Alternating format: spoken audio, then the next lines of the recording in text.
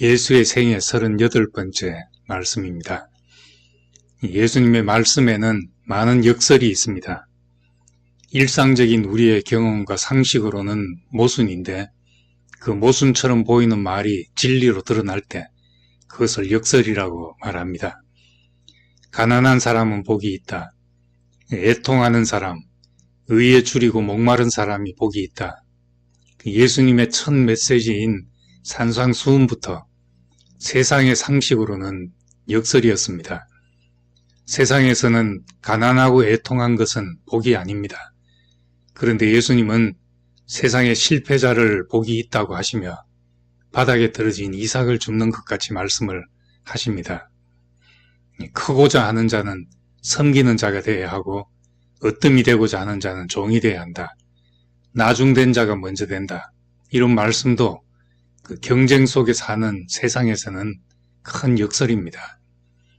으뜸이 되고 크게 되게 하려고 자녀들을 밤늦게까지 과외시켜야 하는 한국의 현실에서는 받아들이기 힘든 메시지입니다.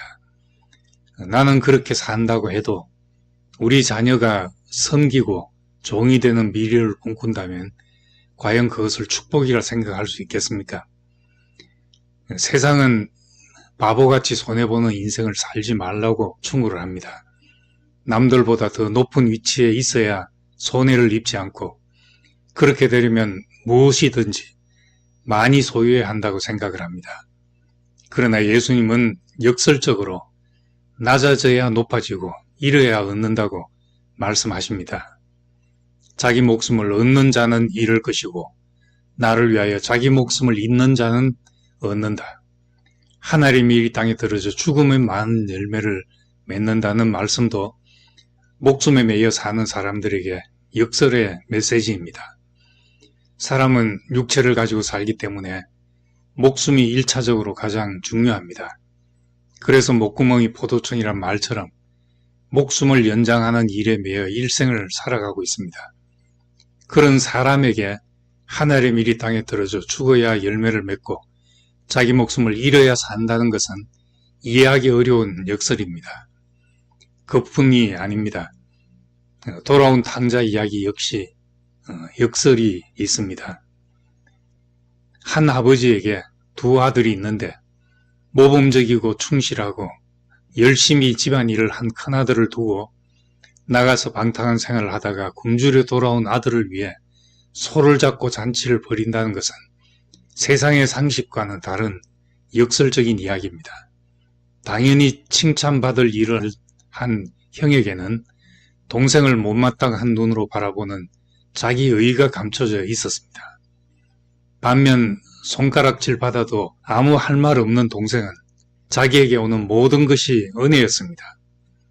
스스로 어렵다고 여기는 사람의 자랑보다 죄인의 참회의 기도를 들으시는 하나님, 건강한 사람에게는 의사가 쓸데없고 병든 자에게 쓸데있다고 하신 말씀은 너무나 당연한 말씀이지만 우리의 이전 생각을 송두리째 뒤집어지게 했습니다. 이사야서에 내 생각은 너희 생각과 다르고 내 길은 너희 길과 다르다 하셨는데 이런 하나님을 땅의 말로 묘사하자니 비유로 말씀하실 수밖에 없었고 예수가 전하고자 했던 생명의 원리는 세상의 원리와 다를 수밖에 없습니다. 그래서 우리의 생각을 뒤집어야 하나님 말씀이 들리고 돌아서야 하나님 나라가 보이는 것입니다. 하나님 말씀이 들리면 우리의 보는 눈이 바뀌기 때문에 우리의 삶도 뒤집힐 수밖에 없습니다. 세상을 뒤집는 일은 혁명입니다. 혁명은 이전의 관습이나 제도, 방식 따위를 단번에 깨뜨리고 완전히 새로운 것으로 급격하게 바꾸는 일입니다. 세상의 혁명은 바깥 세상을 바꾸는 것입니다. 그런데 예수님은 역설적인 진리를 통해 우리의 관념을 바꾸셨습니다.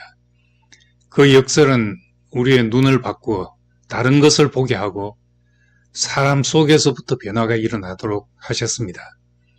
하나님은 이 역설의 말씀 속에 삶의 비결을 숨겨 놓으시고 우리가 세상에서 승리하는 삶을 살게 하셨습니다. 그런데 예수님의 역설은 여기에 그치지 않습니다. 예수님의 역설은 그의 출생과 계보에서도 역력히 드러납니다. 아브라함과 다윗의 자손 예수라고 했습니다. 아브라함은 갈 바를 몰랐던 사람이고 다윗은 아버지에게까지 무시당하였던 아들이었습니다. 더욱 예수님의 계보에 나오는 여자들은 선악의 눈으로 보면 한결같이 정죄받을 사람들입니다.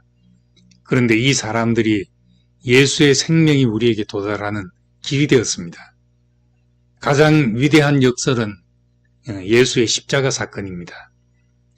죽음 안에 참으로 사는 길이 있었고 가장 무능해 보이고 가장 미련해 보이는 길이 하나님의 지혜이고 능력이었습니다. 오늘날 그리스도인들은 십자가를 친숙하게 생각합니다. 그러나 1세기의 십자가는 가장 끔찍한 사형틀이었습니다. 1세기 초대교회 성도들이 십자가를 상징으로 사용했다는 것은 생각할 수 없었던 역설이었습니다. 십자가는 죽음과 수치의 상징이고 흉악한 죄인들이 형벌받는 사형틀인데 어떻게 하나님의 구원을 나타내는 상징이 되었겠습니까? 역설이라고 밖에는 설명할 수 없는 복음입니다. 이 역설을 바울은 이렇게 표현했습니다. 하나님의 어리석음이 사람보다 더 지혜롭고 하나님의 연약함이 사람보다 더 강하기 때문입니다.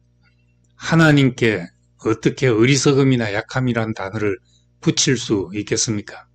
하나님이 어리석고 약한 분이란 뜻이 아닙니다. 하나님이 십자가를 통해 하신 일은 사람은 결코 선택할 수 없는 어리석어 보이는 일이고 사람의 눈에는 하나님답지 않은 약한 모습입니다. 그런데 지극히 어리석어 보였던 십자가가 결국 인류를 구원할 하나님의 지혜였고 지극히 연약해 보이는 십자가의 말로 하나님의 능력이었음을 알게 되었습니다. 우리가 절망 가운데 있을 때 우리를 살게 하는 것은 이런 역설입니다. 자신이 가난하다고 생각하는 사람에게 가난한 자가 복이 있다는 말씀은 얼마나 소망이 되겠습니까?